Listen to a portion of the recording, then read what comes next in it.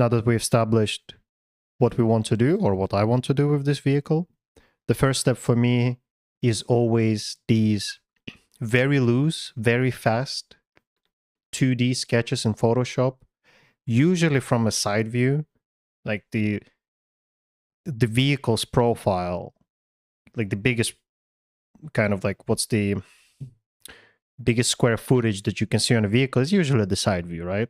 And I don't want to overcomplicate anything at this point. I just want to get some very, very loose, hyper basic ideas. Like just going wild. And for me personally, this works the best. Just the simplest side view sketches. Flat brush for line art and flat brush for terrible coloring. However, often I find that it's at this step that I find some of the best ideas.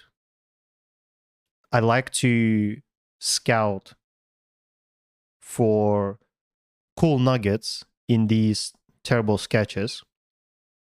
And even here, like looking back at it now, I can look at each of these vehicles and I'll be like, oh, you know what? It's like each of them could be something, right? So the first one here, this one is very much reminiscent of the Jaguar, the French vehicle, right? This was the first sketch, and I kind of went like, okay, what if I just do a first doodle of that thing? And the focus here is obviously like proportions, some color breakups, the sizing of things, and just no detail, nothing, but just like very loose, zoomed out way to look at design.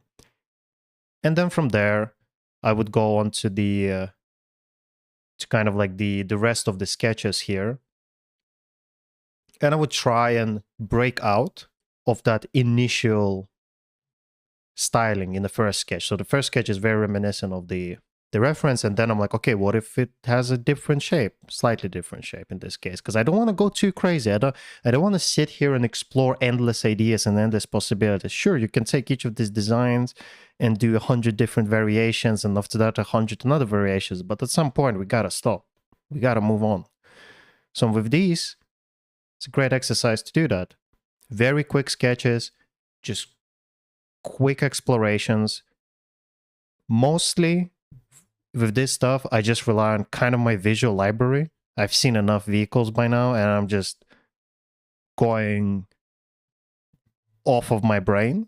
And I have some images on the side as well.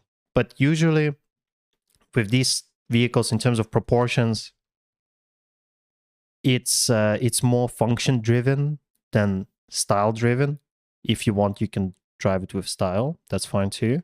In my case, I wanted the grounded feel. And if you want grounded feel, you need to reference grounded stuff. So you can't put crazy wheel setup or like put a turret in a crazy way, because then you lose the realistic feeling that you're trying to achieve. So this is a little tip for you. If you want to design something grounded, pick a good grounded reference. So these were the 4 initial ones that I liked, and already here I had some aspects that I was like, oh, that's kind of interesting.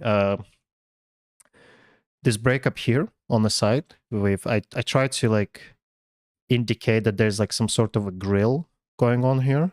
Maybe, I don't know. Like this element here, like very loose. Like I have no idea what that is, but I'm like, you know, it looks cool. Some flowy shapes in a turret makes no sense. Maybe it's a fabric, you know, maybe it's like maybe the whole turret moves up and down and like it's like covered in fabric, for example. That could be interesting. Then here, you know, like these separate elements, all these vehicles have these like separate elements sticking out to break up the otherwise very brick-like silhouette. I like that. That's cool. So even in these sketches, we start to explore different configurations. And also here we moved wheels away from the initial reference, and it might seem like a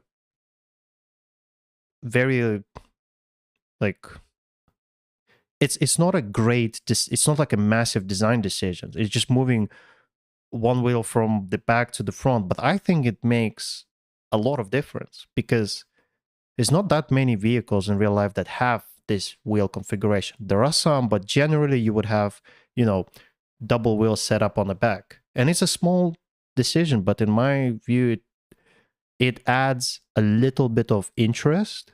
Maybe people won't even notice that that's the interesting part. But these small decisions stack over time. And in this case, I was like, that's interesting. So so that's the first four. Now let's look at the other four. Let me just create a layer here so I can doodle over. Here's another four. And as you can see, some stuff here departs a little bit from the original sketches. In particular, this guy here, I still really like it. I think this has so much potential. This thing just feels like a World War I troop carrier. At least to me, it feels like that. I think I should redesign it. I think I should take this sketch and finish it as well as a personal project. Who knows?